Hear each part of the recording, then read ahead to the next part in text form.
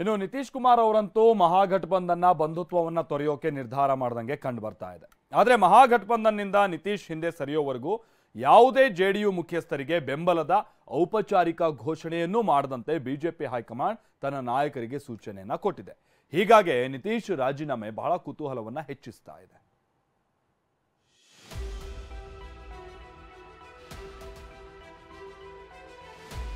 ಯಾವ ಕ್ಷಣದಲ್ಲಾದರೂ ಸಿಎಂ ಸ್ಥಾನಕ್ಕೆ ನಿತೀಶ್ ರಾಜೀನಾಮೆ.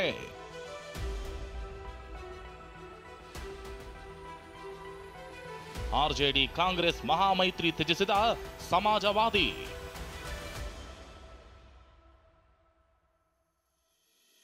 ಬಿಹಾರ ರಾಜಕೀಯದಲ್ಲಿ ಮತ್ತೊಮ್ಮೆ ಬಿರುಗಾಳಿ ಎತ್ತಿದೆ.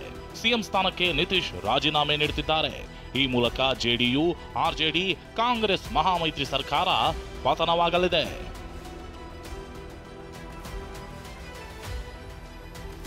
ಇಂದು ತಪ್ಪಿದ್ರೆ ನಾಳೆ ಬೆಳಗ್ಗೆ ರಾಜಭವನ ತಲುಪಿ ನಿತೀಶ್ ಕುಮಾರ್ ರಾಜ್ಯಪಾಲ ರಾಜೇಂದ್ರ ಅರ್ಲೇಕರ್ ಅವರಿಗೆ ರಾಜೀನಾಮೆ ಸಲ್ಲಿಸಲಿದ್ದಾರೆ.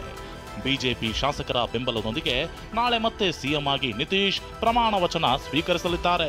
ಹಳೆ ಮಿತ್ರ ಬಿಜೆಪಿಯೊಂದಿಗೆ ಮತ್ತೆ ಕೈ ಜೋಡಿಸಿದ್ದಾರೆ.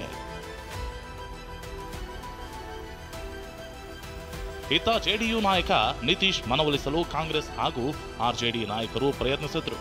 ಬಿಹಾರದಲ್ಲಿನ ಮಹಾಮೈತ್ರಿ ಸರ್ಕಾರ ಉಳಿಸಿಕೊಳ್ಳಲು ಕಾಂಗ್ರೆಸ್ ಅಧಿನಾಯಕಿ ಸೋನಿಯಾ ಗಾಂಧಿ ಸಿಎಂ ನಿತೀಶ್ಗೆ ಕರೆ ಮಾಡಲು ಯತ್ನಿಸಿದ್ರು. ಅವರು ಕರೆ ಸ್ವೀಕರಿಸಿಲ್ಲ. ಇತ್ತ ಆರ್ಜೆಡಿ ನಾಯಕರು ಇವತ್ತು ಡಿಸಿಎಂ ತೇಜಸ್ವಿ ಯಾದವ್ ನಿವಾಸದಲ್ಲಿ ಸಭೆ ನಡೆಸಿದ್ರು. ಮೈತ್ರಿಯಲ್ಲಿ ಯಾವುದೇ ವ್ಯತ್ಯಾಸವಿಲ್ಲ, ನಿತೀಶ್ ಅವರಿಗೆ ಎಲ್ಲಾ ಸಂದರ್ಭಗಳಲ್ಲೂ ಗೌರವ ಕೊಟ್ಟಿದ್ದೇವೆ ಅಂತ ಡಿಸಿಎಂ ತೇಜಸ್ವಿ ಯಾದವ್ ಹೇಳಿದ್ರು.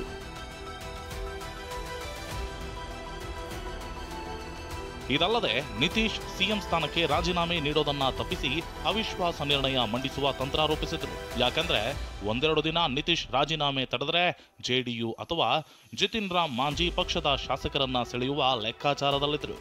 ಆದರೆ ಸರ್ಕಾರ ರಚನೆಗೆ ತಡ ಮಾಡಬಾರದು ಅನ್ನೋ ಕಾರಣಕ್ಕೆ ಬಿಜೆಪಿ ಕೂಡ ನಿತೀಶ್ಗೆ ತುರ್ತಾಗಿ ಬೆಂಬಲ ಸೂಚಿಸಿದೆ. ಇತ್ತ ಬಿಹಾರದ ಮತ್ತೊಬ್ಬ ನಾಯಕ ರಾಮ್ ವಿಲಾಸ್ ಪಾಸ್ವಾನ್ ಪುತ್ರ ಚಿರಾಗ್ ಪಾಸ್ವಾನ್ ದೆಹಲಿಯಲ್ಲಿ ಅಮಿತ್ ಶಾ ಭೇಟಿಯಾಗಿದ್ದಾರೆ. ಕಳೆದ ವಿಧಾನಸಭಾ ಚುನಾವಣೆಯಲ್ಲಿ ನಿತೀಶ್ ವಿರುದ್ಧ ಕೆಂಡ ಕಾರುತ್ತಿದ್ದ ಚಿರಾಗ್ ಈಗ ತಣ್ಣಗಾಗಿದ್ದು ಬಿಜೆಪಿ ಹೈಕಮಾಂಡ್ ನಿರ್ದೇಶನ ಪಾಲಿಸ್ತಾ ಇದ್ದಾರೆ. ನಿತೀಶ್ ಜೊತೆ ಡಿಸಿಎಂ ಆಗಿ ಬಿಜೆಪಿ ನಾಯಕ ಸುಶೀಲ್ ಕುಮಾರ್ ಮೋದಿ ಕೂಡ ಪ್ರಮಾಣ ವಚನ ಸ್ವೀಕರಿಸುವ ಸಾಧ್ಯತೆ ಇದೆ.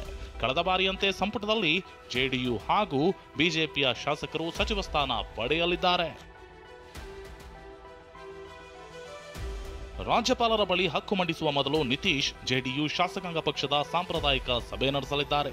ಹಾಗಾಗಿಯೇ ಸೆಕ್ರೆಟರಿಯೇಟ್ನಂತಹ ಸರ್ಕಾರಿ ಕಚೇರಿಗಳನ್ನ ನಾಳೆ ಭಾನುವಾರ ತೆರೆದಿರಲು ಕೇಳಲಾಗಿದೆ. ಬಿಜೆಪಿ ಬೆಂಬಲದೊಂದಿಗೆ ಹೊಸ ಮೈತ್ರಿ ಸರ್ಕಾರ ರಚಿಸಲಾಗುತ್ತೆ ಅಂತಿವೆ ಮೂಲಗಳು. ಬಿಜೆಪಿ ಹಾಗೂ ಜೆಡಿಯು ಮತ್ತೆ ಒಂದೇ ವೇದಿಕೆಗೆ ಬರೋದ್ರಿಂದ ಲೋಕಸಭಾ ಚುನಾವಣೆಯಲ್ಲಿ ಬಿಜೆಪಿಗೆ ಬಿಹಾರದ ಮಟ್ಟಿಗೆ ಆನೆ ಬಲ ಬಂದಂತಾಗಿದೆ. ಬಿಹಾರದಲ್ಲಿ 40 ಎಂಪಿ ಕ್ಷೇತ್ರಗಳಿವೆ.